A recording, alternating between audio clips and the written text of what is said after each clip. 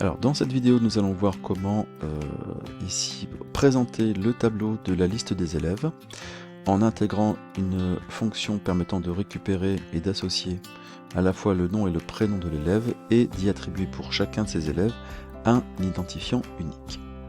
Alors dans un premier temps, ce que nous allons faire, nous allons sélectionner l'ensemble du tableau et utiliser dans l'onglet Accueil l'option Mettre sous forme de tableau.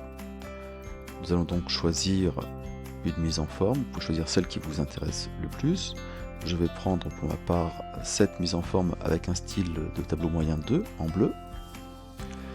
Lorsque j'ai cliqué sur l'option Excel me demande donc de créer un tableau et où se trouvent les données, vous vérifiez bien que l'ensemble de vos données ont été sélectionnées, qui va donc de la cellule A1 jusqu'à la cellule D31.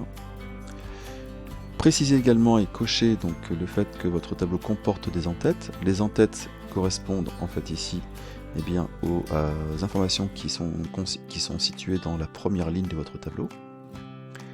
Vous cliquez sur OK et vous voyez qu'en fait ici votre tableau a été mis en forme. Alors ce tableau mis en forme est ce que l'on appelle un tableau dynamique. C'est-à-dire que si vous ajoutez un élève, automatiquement, si vous avez inséré des formules, la ligne suivante ira récupérer l'ensemble de la mise en forme et des formules associées. Alors ici, dans notre cas, je vois que les en-têtes sont de ce type de couleur.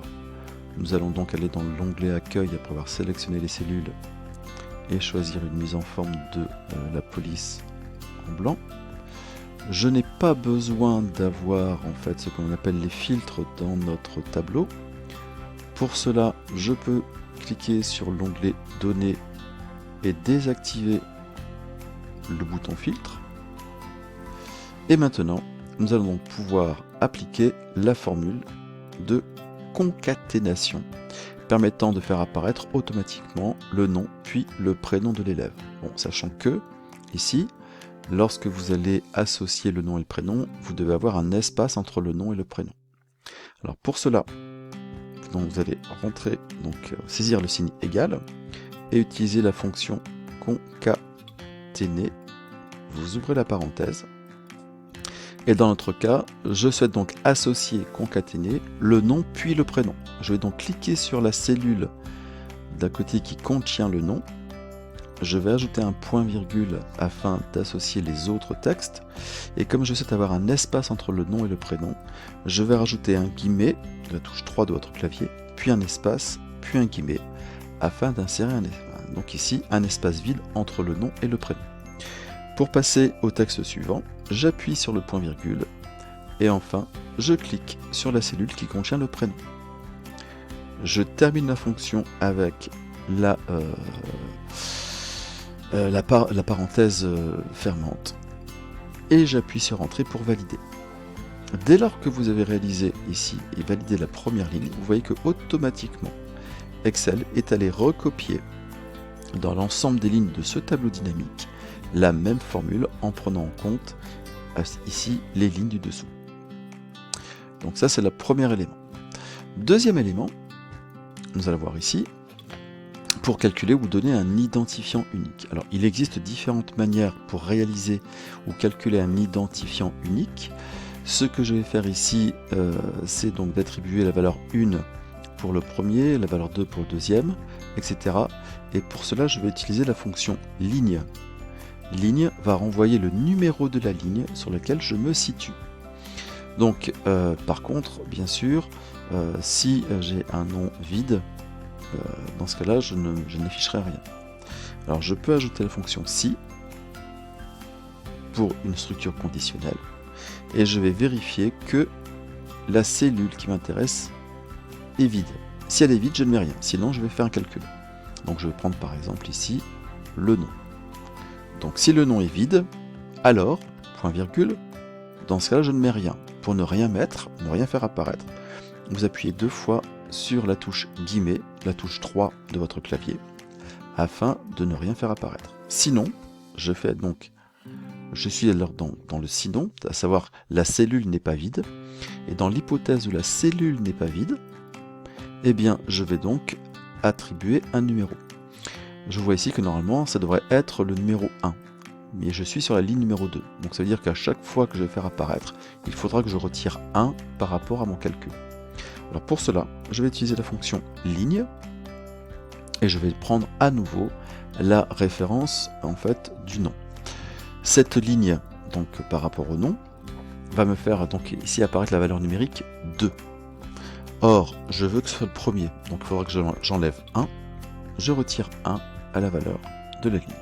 J'appuie sur Entrée, et vous voyez que automatiquement, eh bien, Excel m'a ajouté un numéro qui correspond donc ici au placement de l'élève dans sa liste. Le travail est bientôt terminé sur la constitution, on pourrait dire, de la liste des élèves.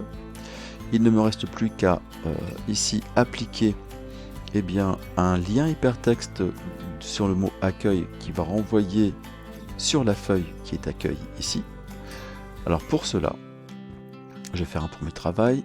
Je vais donc sélectionner mes cellules donc qui vont de H2 jusqu'à I3. Je vais donc ensuite réaliser une fusion et un centrage de mes cellules. Je peux donc aussi appliquer un alignement vertical et horizontal. Alors dans mon modèle, j'avais mis comme charte graphique l'accueil sur un fond vert avec un texte en blanc. Je vais donc pouvoir appliquer au moins le fond vert pour l'instant. J'applique le fond vert. Le texte en blanc, je le ferai après, puisque de toute façon, je vais devoir insérer un lien hypertexte. Maintenant, pour insérer mon lien hypertexte, je vais cliquer donc sur la cellule que je viens de formater. Je réalise un clic droit sur ma souris au niveau de cette cellule, et dans le menu contextuel, je descends jusqu'à l'option Insertion d'un lien. Je vais donc cliquer sur Lien, et pour cela, je vais donc cliquer ensuite sur la deuxième option Lier à, un emplacement dans ce document. Et je vais donc sélectionner la feuille Accueil. Je clique sur OK. Et vous voyez qu'ici maintenant j'ai bien un bouton donc Accueil, en tout cas un lien hypertexte sur le mot Accueil. J'ai à faire un lien hypertexte, pourquoi? Parce que d'une part quand ma souris passe sur le mot, j'ai effectivement le lien qui est renvoyé dans une petite boîte juste en dessous. Et le mot ici a été mis en forme en couleur bleue et souligné. Si je souhaite modifier la mise en forme de mon lien hypertexte, je peux ensuite aller toujours dans l'onglet Accueil, choisir une mise en forme de police.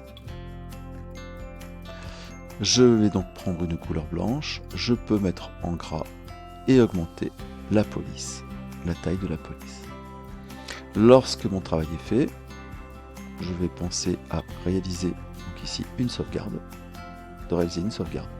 et ensuite je pourrai tester mon lien. Je vais cliquer sur Accueil et je vois que j'arrive bien ici dans la feuille Accueil au niveau de la cellule A1. Par défaut, c'est la cellule A1 qui est sélectionnée. Si je souhaitais revenir par exemple directement sur la cellule concernant la matière, je devrais sélectionner donc dans ce cas-là la cellule E8. Je vais revenir sur liste d'élèves et je fais un premier enregistrement. La mise en forme donc de la feuille liste des élèves est maintenant terminée. Je vous propose maintenant de consulter la vidéo qui portera sur la mise en forme de la feuille modèle au niveau des appels. A tout de suite.